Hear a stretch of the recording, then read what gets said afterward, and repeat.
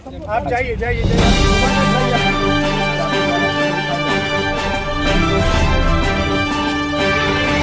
Roadways वाला मामला उठाए हैं कि परिवहन को उधर कर दिया जाए शहर से, और तो क्या उस पर क्या कर रहे हैं, क्या करवाएं? आप जाइए जाइए जाइए, आप घुमा कर लाइए। आपके द्वारा कदम उठाया जाएगा।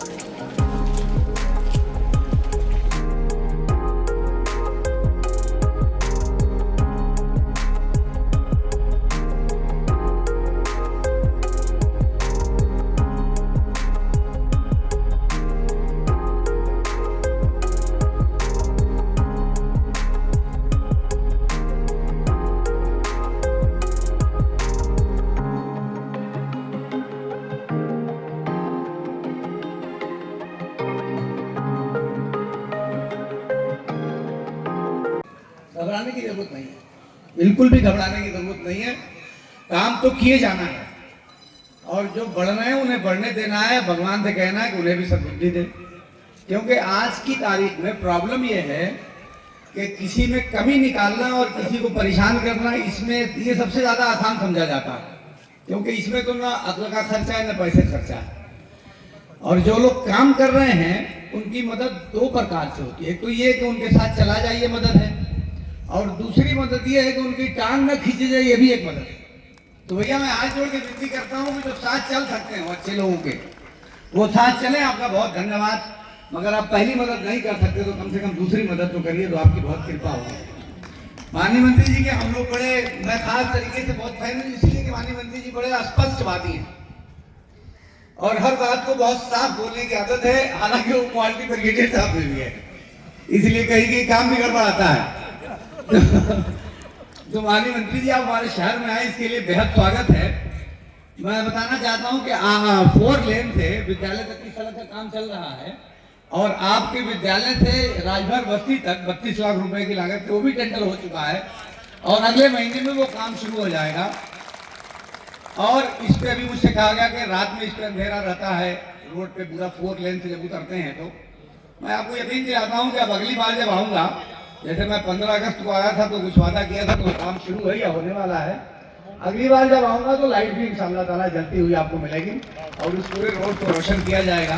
क्योंकि आप इतना बड़ा काम कर रहे हैं तो जितनी भागीदारी हमारी हो सकती है उसको किए जाने की जरूरत है।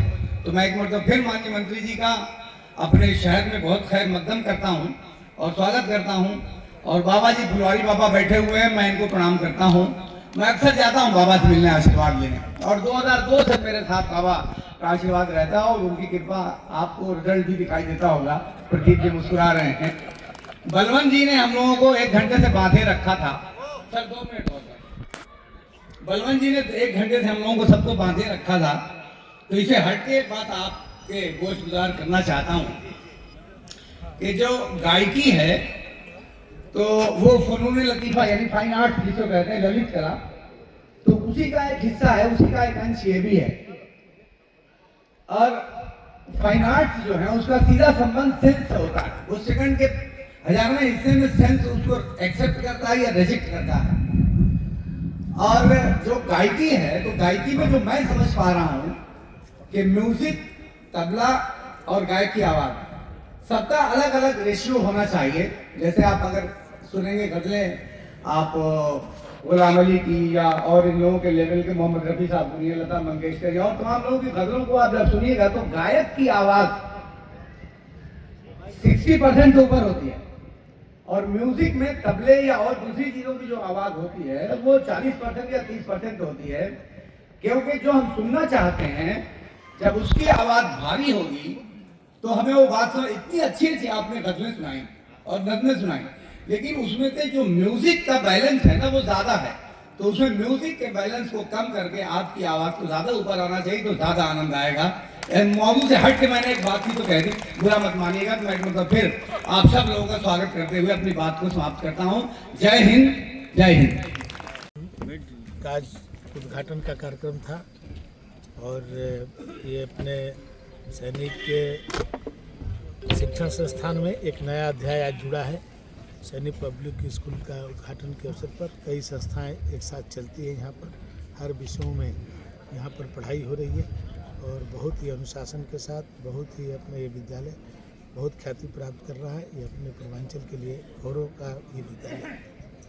देखा जाए सर, गरीब बच्चे जो है बहुत से कन्वेंट स्कूल में नहीं पढ़ पाते हैं, तो उनके लिए क्या जो है? इस विद्यालय में हम लोग के जो संस्थापक इसके जो ब्रिगेडियर PN सिंह जी हैं, गरीब बच्चों के लिए अलग से व्यवस्था कर रखे हैं। उनके फीस में छूट का उन्होंने व्यवस्था किया है और उनको हर तरह का ये सहायता करते हैं। इसलिए यहाँ गरीब बच्चे भी पढ़ रहे हैं, अमीर बच्चे सब एक साथ जो है यहाँ पर शिक्षा ग्रहण कर रहे हैं। प्रयाग में हुए भगदड़ को लेकर विपक्ष आरोप लगा रहा है कि सरकार की लापरवाही की वजह से।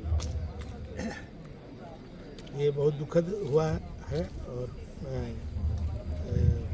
वहाँ की जो भी व्यवस्था थी अपने सरकारी तौर पर जो संभव थी सभी सहायता की जा रही है। माननीय मुख्यमंत्री जी ने सभी परिजनों के लिए 25-25 लाख रुपया अभी सरकार के द्वारा किया है और ये बहुत दुखद है। और मौनी अमावस्या के कारण वहाँ पर बहुत ही 2 दिन से लोग वहाँ करीब 10 करोड़ से ज़्यादा लोग उपस्थित हो गए थे। तो ये दुर्भाग्यपूर्ण रहा।